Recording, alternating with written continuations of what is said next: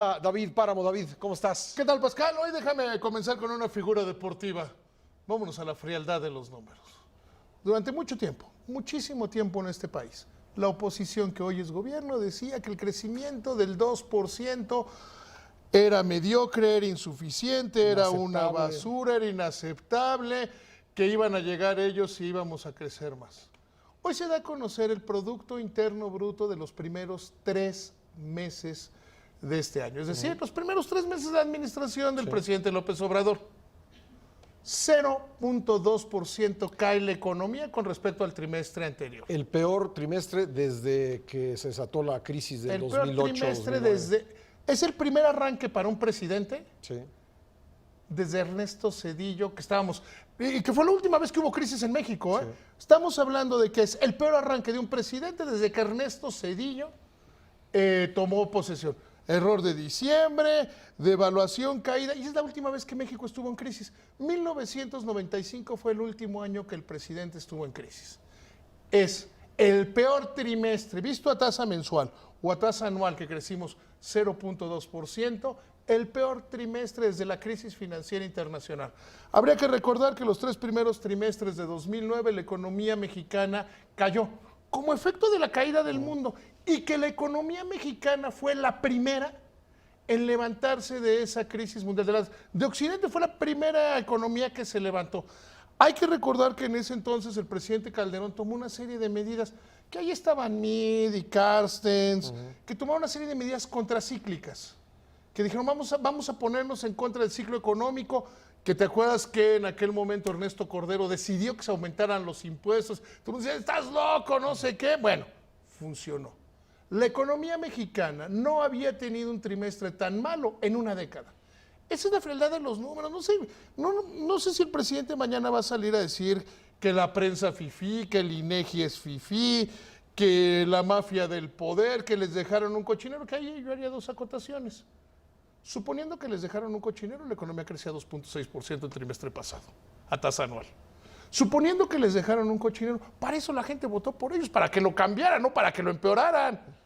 2.6, 0.2, a crecimiento a tasa anual.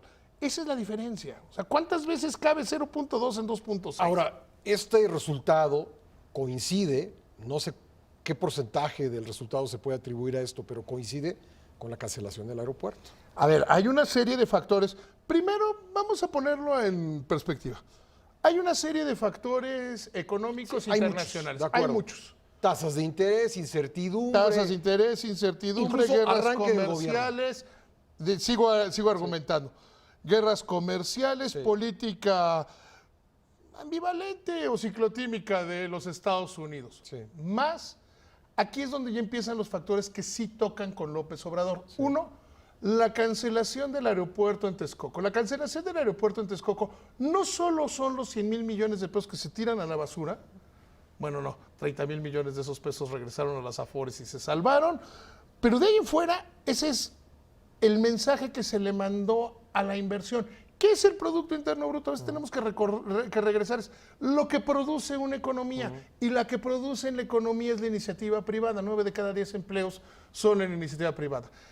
Entonces, tienes ese dato, primero ese dato. Y segundo, que el gobierno de López Obrador, en el arranque de gobierno, hoy se presenta el informe de las finanzas públicas en los primeros 3 meses.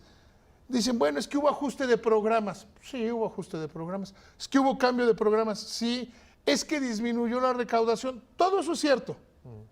Todo eso es cierto. Pero eso genera un efecto de menor gasto del gobierno.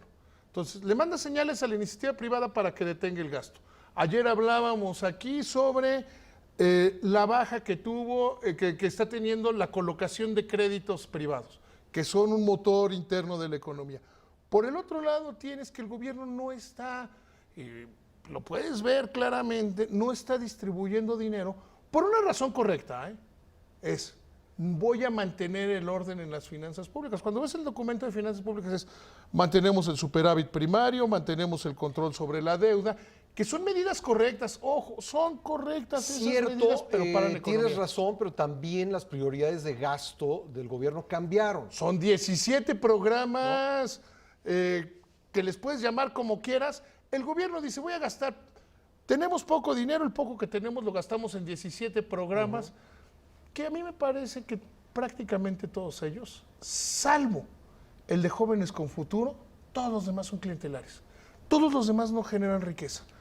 Todos los demás, Sí. todos los Es demás. decir, está muy bien la disciplina fiscal, pero las prioridades de gasto... Tienes ahí un punto. Sí. Las prioridades de gasto son 17 programas de repartir dinero, o sea, de darle dinero, que a los viejitos, que al otro. El único que va a generar riqueza o que tiene un gran potencial de generar riqueza es el de Jóvenes con Futuro. ¿Por qué? Aprendices que esperas que, primero, generas empleo formal. O sea, son cuates que ganan 3,600 pesos, 3,800. Ganan 3,800 pesos, que tienen un empleo formal con prestaciones de ley y que además los bancarizas.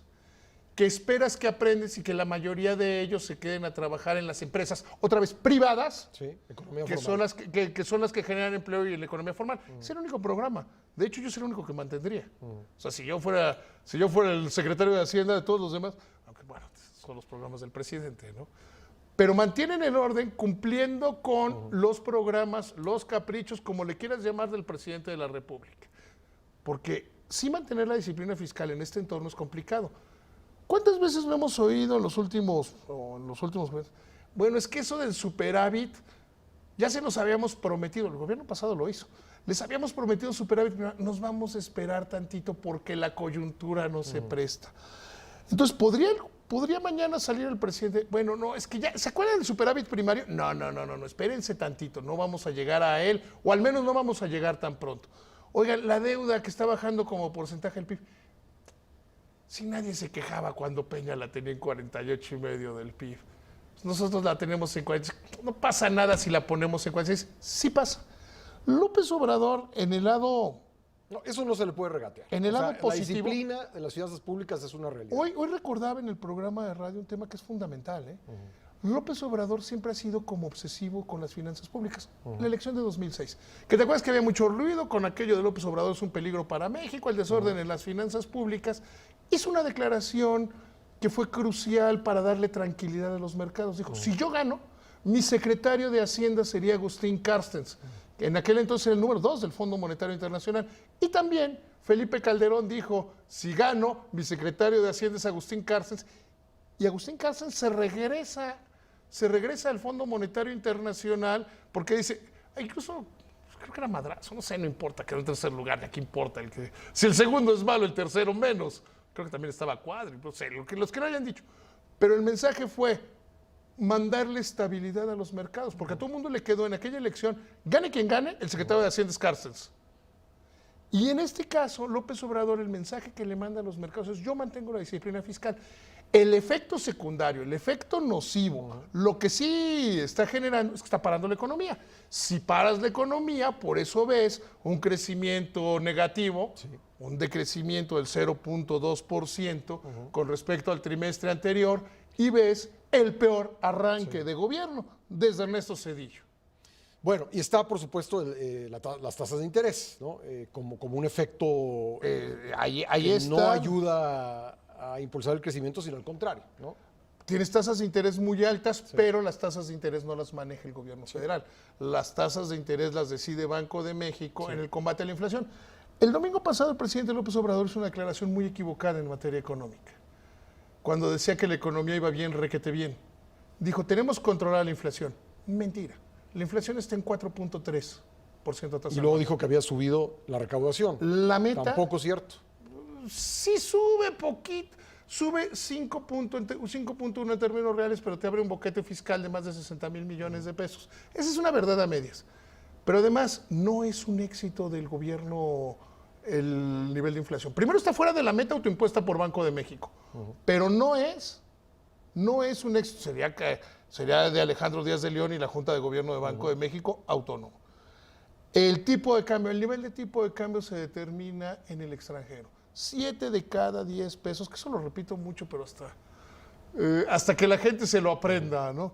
7 de cada 10 pesos operan fuera de México, no tienen nada que ver con México. Los pesos mexicanos nada tienen que ver con México y están sujetos a los factores internacionales. Entonces tampoco es un éxito del gobierno. Sería un éxito del gobierno si fuera un tipo de cambio fijo, y no lo es un tipo de cambio libre. Y tercero, la recaudación es una verdad a medias. Habrá que ver qué hace mañana el presidente. A mí me preocuparía, y me preocuparía mucho. Ojalá no ponga en duda las cifras. Mira, ojalá. Porque eso va a ser un nuevo factor de incertidumbre. Ojalá no diga que él tiene otras cifras. Me canso ganso que vamos a crecer más del 2. Yo tengo otros datos.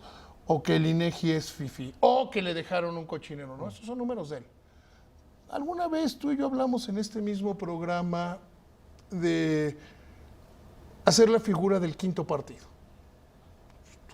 Nuestra generación siempre estamos esperando que la selección mexicana gane el quinto partido. Siempre decimos, con este entrenador ya. Entonces, no, ahora sí ya hay que cambiar en la selección porque hay que llegar por lo menos al quinto partido. Si la economía creció durante 30 años a un promedio del 2.2%, llegar al quinto partido es crecer más del 2.2%. Creciendo al 2% a tasa anual es imposible, Pascal, imposible llegar al 2%. Tendríamos, si nos va bien, un crecimiento del 1.6%, que fue el que tuvo el primer año, que fue el peor año del gobierno del presidente Peña. Que la oposición, ahora gobierno, decía, estamos en el despeñadero, Peña ataca a tu familia. Son números y son datos concretos. Ojalá el presidente los asuma. Por retomar tu figura, sería quedarse en la ronda de grupos. Sin duda, sin duda. Y aquí el punto es, ojalá empiece a haber algunas medidas contracíclicas que serían muy deseables para la segunda mitad del año. David, Pascal, muy buenas noches, que vaya muy bien.